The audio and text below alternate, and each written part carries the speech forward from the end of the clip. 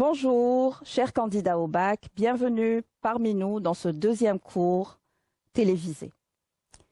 Dans ce cours, nous analysons aujourd'hui les éléments linguistiques qui caractérisent le discours d'histoire. Nous allons travailler sur le même document que le cours précédent, que nous allons analyser ensemble. À quel temps se fait la narration d'événements d'histoire? Observons ensemble le texte qui va suivre et retenant le temps dominant dans ce document que je vais lire. Dans sa première organisation étatique, l'Algérie s'appelle Numidie. Elle est gouvernée par plusieurs générations de rois berbères qui, 3 siècles avant Jésus-Christ, sont en lutte contre les interventions des Phéniciens et des Romains. Après la chute de Carthage 1 siècle plus tard, Massinissa unifie la Numidie et fait prospérer la capitale, Cirta. Notons les verbes suivants.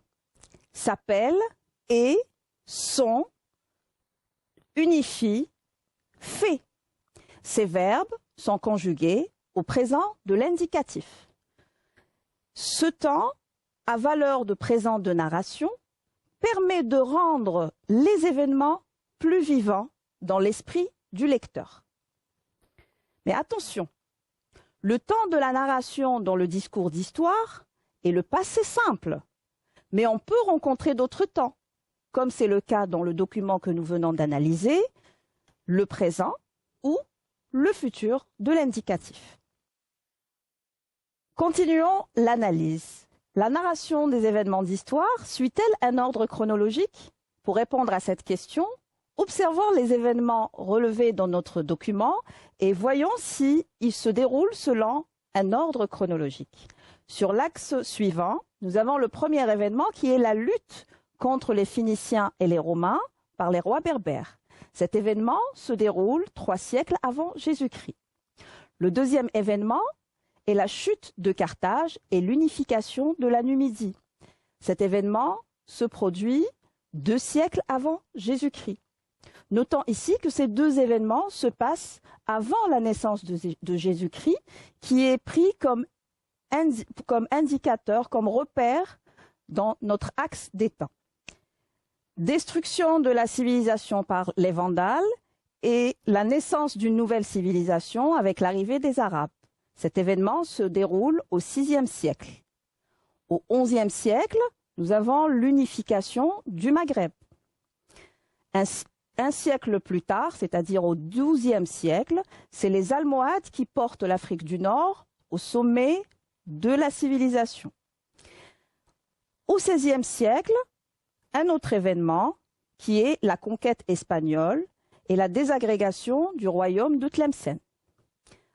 Au milieu du XIXe siècle, nous arrivons au dernier événement qui est la conquête coloniale.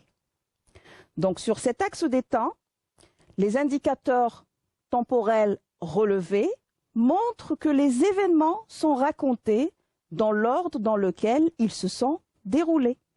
Donc, c'est un ordre chronologique. Continuons l'analyse à présent. L'auteur est-il présent dans ce document? Donc, recherchons ensemble les indices de présence de l'auteur dans le document qui va suivre. Au XVIe siècle, les tentatives de conquête espagnole coïncident avec la destruction du royaume de Tlemcen. Puis, les Turcs, auxquels il a été fait appel pour défendre Béjaïa et Alger, installent une régence sur l'Algérie. Au milieu du XIXe siècle, la conquête coloniale amène la destruction d'un nombre considérable d'édifices et leur remplacement par des constructions de style occidental. Nous remarquons ici qu'il n'y a pas de pronom personnel renvoyant directement au narrateur dans le texte. Ce récit est écrit à la 3e personne. Le narrateur raconte seulement les faits qu'il met en évidence sans s'y impliquer explicitement. Donc, nous retenons que dans ce discours d'histoire, le narrateur rapporte des faits et des événements passés pour en informer le lecteur en essayant d'être le plus objectif possible. Nous arrêtons notre analyse aujourd'hui à ce niveau. Nous continuerons notre travail la séance prochaine. Je vous dis merci pour votre attention et au revoir.